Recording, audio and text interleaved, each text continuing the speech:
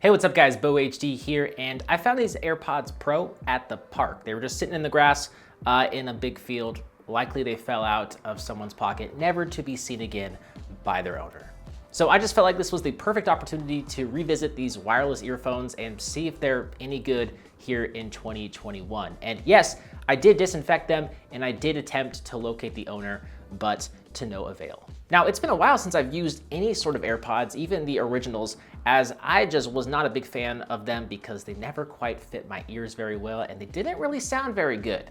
The AirPods Pro, they fit my ears a lot better thanks to the variable silicone ear tips that will actually create a little bit of a suction and drown out the background noise around me.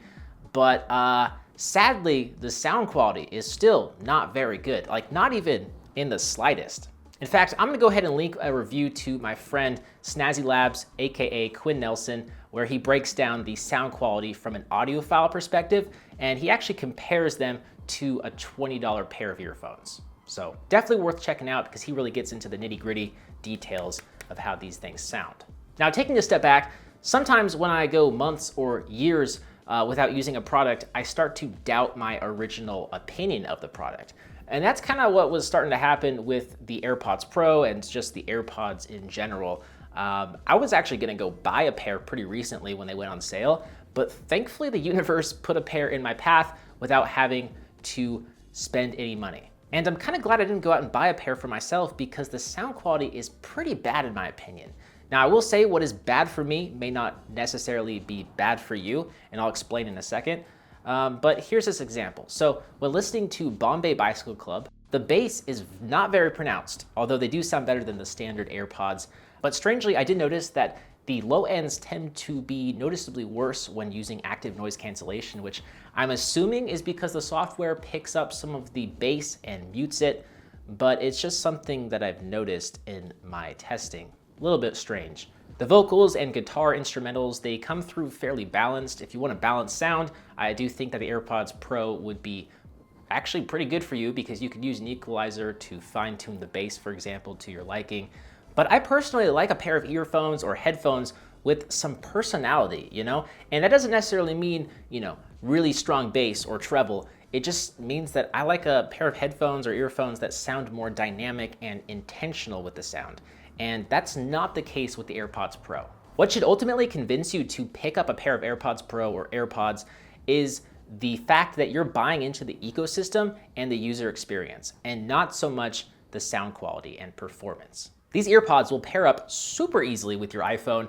You can automatically switch music playback between your Apple devices, which is pretty cool. You get Siri support with a press and a hold action, or you can toggle between active noise cancellation and transparency mode.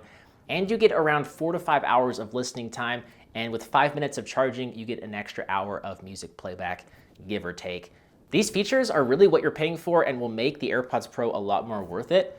And while the majority of the features do work with Android, I think you'll still get a decent experience with Android. It's no question that the AirPods Pro are gonna work better and offer the best experience with the newer iPhones. Now, with that said, I totally get if you go that route and you pick up the AirPods Pro for the ecosystem aspect, the user experience.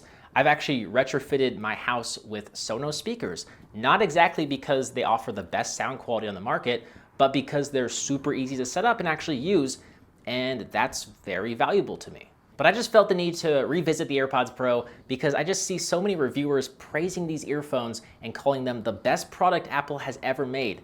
And all I want to do is just taper expectations a little bit in the sound department, because if that's truly all that you care about, you're gonna set yourself up for some disappointment if you shell out $250 for these.